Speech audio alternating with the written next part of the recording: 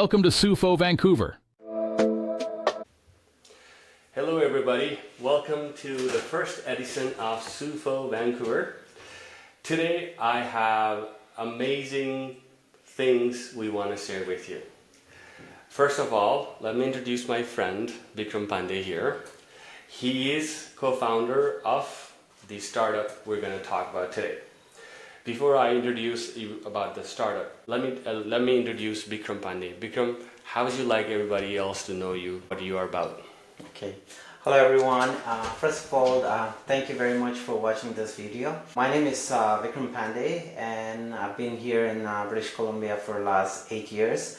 And I have completed my education on supply chain and logistics. My work experience, if I have to tell you, I've started my career in retail, and over the year I worked in lots of different departments in retail, and especially one of my best department was logistic. And in logistic I can talk about different things, but yeah, one of my best was shipping and receiving stuff, and also buying, procurement, and a lot of other stuff we will talk along the video. Yeah. Excellent. That's why it is so important to have at least one of your co-founder knows what you're talking about. So having Vikram is such an essential part of this venture, because he understands, he works, he lives in that industry, and if we come up with some challenges, he has, if he doesn't have the right knowledge, he has the right resources, right persons to contact to and figure that out quickly. So that's why it is very important to have someone who has worked in the industry like Vikram has. So while Vikram is introduced, well, let me introduce myself. So a lot of people know me as an instructor at BCIT. I've been there for past 10 years. I've been teaching technical engineering related topics there.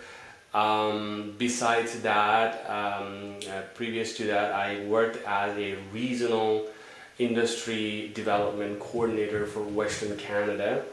We're tasked to develop a product, a sustainable, climate-friendly product for hundreds of industries in Western Canada. So that's how my leadership role and understanding how to manage teams comes from. So currently I'm an instructor. Probably don't know anything about business, but one thing is that I can't just stay still. I need to do something, something that is worthwhile to do, and here we are. Okay, so today is like I promised, we're going to talk about our venture, and the name of the venture is Cargoose. It is a mixture of transportation and a Canada goose. And apparently Cargoose is actually a bird's name too, which is not very familiar. I was not very familiar with that either. Anyways, so that's the venture. I'm going to ask Vikram what exactly it is in a few sentences. Okay. So I'll try to make it short. So I was working with a logistic company back about a year ago, and the company once asked me, Vikram, do you have anyone to travel to, let's see, a location, Victoria? And I asked him why, and he told me, you know what, I have to send some goods really urgent today. And I checked with all other logistic company, and then they said there's no same day delivery, even though he was ready to pay like about $300. And I asked him, what is it? Can I go and drop it off and come back? I said, $300. Yeah. And then he said, well, you can try. And I said, okay, what it is? And he said he just want to send 2 designers chairs that are worth like around $800 each. Okay. And then he told me like he's ready to pay $300. Yeah. And then where was it? It was in Victoria. And going Victoria and coming back, sometimes it's a challenge. So I had a friend of mine who was on the way to visit me, And then I didn't have that idea to ask him. So somehow when we were having a short discussion about whether staying or going back, and he told me he's going back, and then I asked him, if I'm going to give you 2 chairs to drop it off somewhere in Victoria, how much are you happy to take it? Expecting, yeah. Right? So, and he told me, I can take it off for $50. And I was surprised, like $50? There is, and I said, I can make some money out of it. So I said, you know what, he was a friend of mine, so I want to be fair with him. And I asked him, okay, you know what, I'm gonna pay you like $250, and then this chairs has to be delivered today. And he was more than happy to take it, and that's when the idea of creating this company came into. Right, excellent. So that's the pain point of the industry in British Columbia. So when you heard Vikram talk about Victoria, Victoria is the capital of British Columbia, if you don't know. There's no direct road linkage to it. There is a 2.5-hour ferry. Yeah, 2.5-hour ferry, and probably 1 hour driving here and 1 hour driving on the other side. So roughly 4 or 5 hours of time. The crux of it is the current existing industry, the transportation industry, serving a general customers. They are not looking for niche customers, and that's where the pain point are. And when you experience that, you realize that how much of a big deal that is. And I don't think they are making a huge profit by paying $300 to sell that product over there. So that's the general idea of a business. Now, when you talk about starting up this as a formal startup, you can't just generally be happy with one client or one service. You need to build a business. So what do you think is can you explain the problem in general term that is more likely to be prevalent in the market? I see. Before I jumped into this idea, I had some kind of crazy idea on my head that probably there might be some companies they're already doing, because there's a lot of startup in the market, and there's a lot of new ideas and new peoples around, right? So I did some kind of research. I went to Canada Post, I went to FedEx, I went to, you name it, all the logistic companies. They operate currently on British Columbia. And I was surprised that there is not a single delivery service who can do the same day delivery. And then there's like Canada Post, even if you pay $40 or $50, and then they do within 24 hours, but it's a business hour. So there are restrictions. But there are restrictions. So to create a platform where there is no boundaries or no restriction, and at the same time where people have the opportunity to make some money, earn some money on the trip, that's when the idea came into effect. Okay, so if I can summarize what you just said, I think the small business are struggling on the current climate, not just about the inflation and in the general business environment cycles that we're in. We have a big headwind coming in a way which is Amazon. Amazon is taking away a lot of market of local retails and businesses, and it's not just about the cost. People are happy to shop locally, they're happy to engage, but there's no platform that currently exists which makes it very easy and enables it, which is sort of an on-demand delivery. There is some services for local deliveries that Ubers and DoorDash, and they are now entering into, not just grocery delivery, not just the food delivery, but they are also now doing parcel. But this is limited inside a location and inside a city, let's say, and your SME or e-commerce, let's say even e-commerce businesses, they can't just be happy with local consumers, so they need to expand a little bit. So sorry, adding to that, I also wants to add it. With this new service, I forgot to add that, when you go to, local deliveries, they have a certain weight limit. So Okay. let's see, like, Canada Post has a certain weight limit. FedEx has a certain weight limit, so they cannot, surpass that because, there's a lot of regulations and Yes. stuff they Yes. have to follow, Yes. and then which might be a challenge for them to carry any kind of loads. But Excellent. Yeah. So in terms of overall problem, we have weight restrictions, we have slow delivery, and then we don't have as good of a customer service as they could offer. Yeah. Where we come is we are not providing these services with our own fleet of trucks and cars because that's conventional business. So how is our solution different than what the conventional business are? Yeah. So with today's world, as you see, there's lots of peoples and cars and trucks and logistic companies like, I don't know if you heard of 3PL, 4PL. There's a lot of logistic companies around the business. They're moving around. There are some logistic companies, they have LTL. There's very few companies where they can get when you have to go to isolated area like Victoria, Nanaimo, or Kelowna, Kamloops. I'm not only talking about islands. I'm talking about the rural areas. Where you have to reach within a certain time, and then this is a big challenge for trucking industry because they cannot just move half a truck, or they cannot go with just small amount of pallets or something. It's too dangerous for them, and there is no risk. So there's a lot of risks to make the goods damaged, and on the other hand, you look at the profit margins, so they're not able to make money.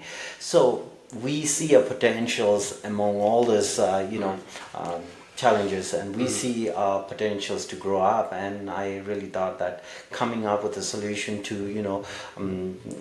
to fill this gap.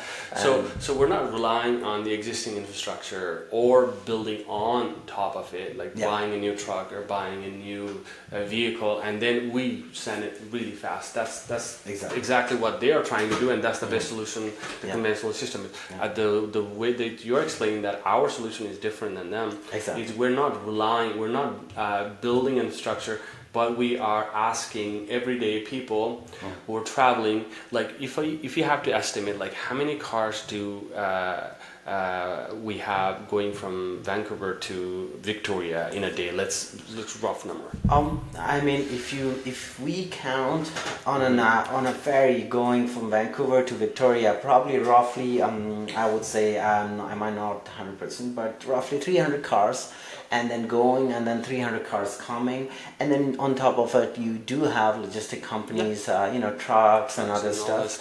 And then there may be people traveling. You don't have to be cars with you. Like some people traveling with some stuff, and there's like small kind of stuff you can carry with you. You don't need something like a shoebox or documents, documents or anything, right? Documents, exactly.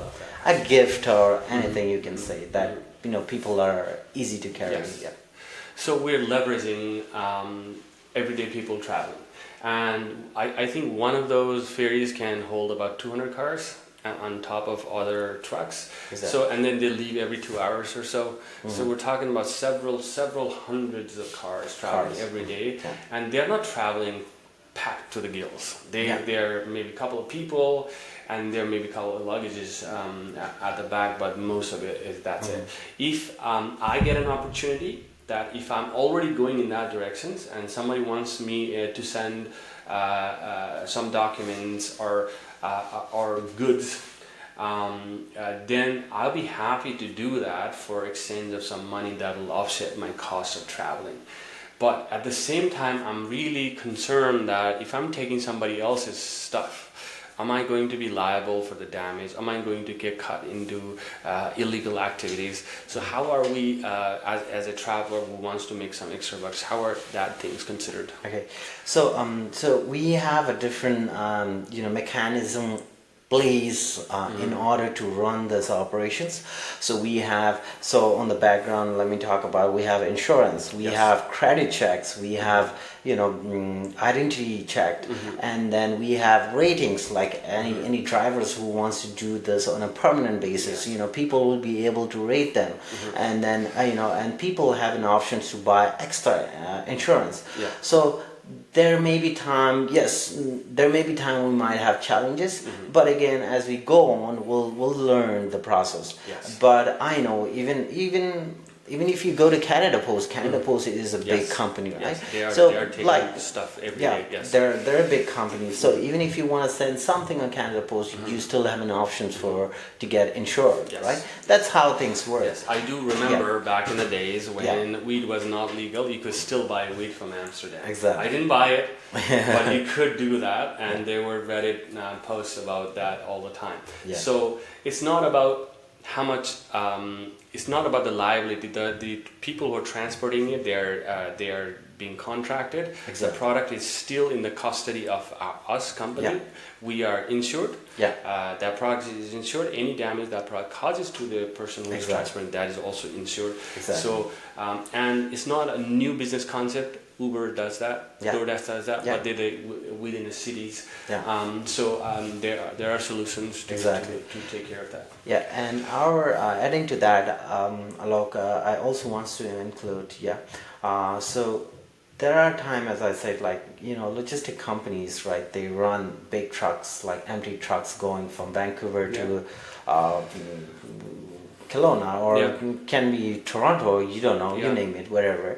And then there are people wants to fill that gap, like, they don't have, they don't want to go empty.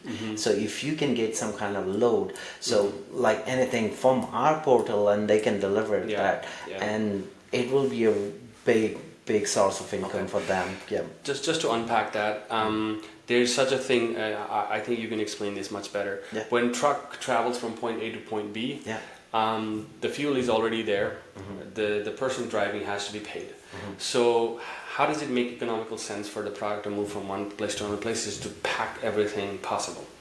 It's called full load, right? So whenever the product is not enough and they have to, let's say 75% of it's filled or 50% is filled, it's not that truck driver is not going to get paid half, and the fuel's probably not going to reduce by half either. So the cost will be there, and that's called LTL. LTL. Yes. And how are we will be able to kind of be helpful in that sense too? So a trucking company, if you own a trucking company and you have 5 trucks leaving today and going to Calgary, and one of the truck has only, let's say, 75% of the load, and then if you don't have a platform where you can you can fill that truck, and at the last moment when we have that solutions, and I believe everybody will look for it, because it's gonna use the same amount of fuel. It might be not, but take and leave. It's gonna use the same amount of fuel, same amount of time. There's not gonna make big difference, but it's gonna make big difference to your pocket, because you are taking that advantage and you're making money. So at the end, I guess they will make money. So Well, I think that summarizes the problem and solution. Right? We have a solution for a business, and we have a personal employment solution for everyday people. Also, I don't like to explain any startup as an Uber of this and Uber of that, but we might be Uber of packages. And adding to that, like if I have to travel for some reason, if I have to travel for a day from, let's see, from Victoria to Vancouver on a business day, then I would have to take a day off. And on average, I would say a person makes a regular job person makes somewhere close to $400 to $500, and I have to take a day off, come to Vancouver, spend money on ferry, gas, and everything, and then that's an additional cost to it, right? And if I have that opportunity to make up for that money, definitely I'll go for that. And I remember you mentioning about some realtors who needs documents and stuff to be moved around. Maybe we can talk about that in details later, in later times, because we are coming close to the end of the podcast. So, so just to summarize, I think this is my job. I like to summarize. So To summary, this is a new type of logistics transportation business. Exactly. And we're not doing everything. We're doing a very niche part of it. We are moving stuff between intercities. We're not moving stuff within the cities, but between different cities. We can move stuff from here to Vancouver, Nanaimo, Victoria, Nanaimo, or maybe Calgary, Edmonton. And adding to that, if you have an option within the city, there is no we're not going to say right? no to a business, but if anybody needs it urgently, because our main goal is to save money and to make that process so easy and smooth and fastest.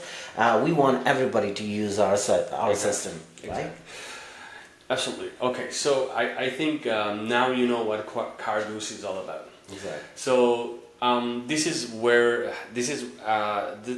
the stage of new business development where we have just came up with an idea, and then we didn't say that let's hide these ideas from everybody. People are going to steal from it. Your idea is worth nothing if you don't implement it. Exactly. I heard somebody saying that if you are not executing it right, maybe the person who is executing right has more rights to your idea than you do. It's all about execution. If you stay with your idea with yourself and not act on it, it will get stale and something else will replace it. And then on top of that, what I want to say is we don't know everything about this sector. Yeah. Like we started talking about this several months ago, but still we have lots of blind spots. Yeah, we don't know everything. Exactly. A conventional wisdom is to know everything under the sun.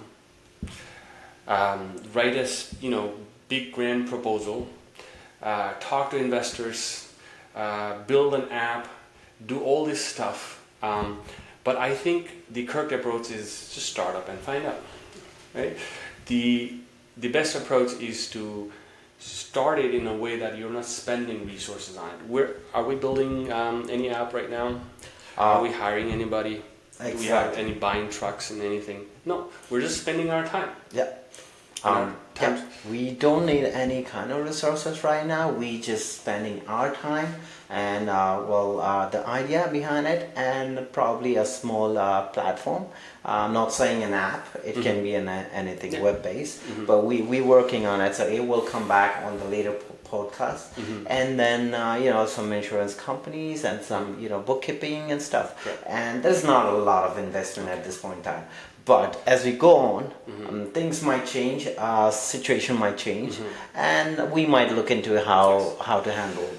Yes. And as we go, as the podcast moves on to several episodes, we'll be updating it. That's the job of this podcast, is to catch on to these very early ideas. Just talk about it in general like this. Maybe we'll come back after a month and say that, whatever we thought was absolutely stupid.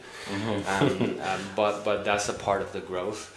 And so just a nugget of what we have learned so far is you gotta put the first step in, and then you gotta put the first step in a way that you are not putting money or resources as much as, and you are failing early. Fail as early as possible. That's the golden rule of startup. That way, then we know your time is worth more than this. My time is worth more than this. So we can't just dwell on an idea. We can move on. We don't have to completely come up with the different ideas. There will be a variations of these as we do, as we go, as we will learn more. Yeah, exactly. And adding to that, yes, definitely there will be a lot of new things. So me, I came, as I mentioned earlier, I came from a supply chain background, and I worked with this industry for the last 8, 9, or 10 years, almost 10 years. And I learned a lot of things with this process. So, there's a lot of things we will learn, like handling dangerous goods, some of the stuff that need to be handled in a different way, and some of the stuff are time sensitive. It has to be reached on a certain amount of time. So there's a lot of things to adding to it. Yes. So it's all a learning process, and then we'll continue this process, and we'll learn from it, and then we'll definitely implement, and we'll see how it goes. Absolutely. So moving forward, our podcast going to be just updating you what more progress we have done. We are also going to invite some investors or people who have already done startups in our local areas. We'll invite business owners also in the podcast to talk about various aspects of business. Next time we'll probably have your questions you want to ask. Exactly. We'll put that here as well. So we can do lots of stuff. Exactly. I think it's going to be exciting for one reason, because people are going to see live view of what a startup starts, grows, and perhaps have a spectacular failure, or a whimpering death, or a spectacular success. Exactly. So anyways, you're in for a treat, and hope you will follow us in future. Yeah. Thank you. Thank you. And we'll be coming up with our social media page very soon. Yes. And then please follow that and share as much as you can. Yes. And then we'll have more update on our social media page, hopefully by this week. And then more into it. Yes, like the kid says, like, follow, subscribe. Thank you.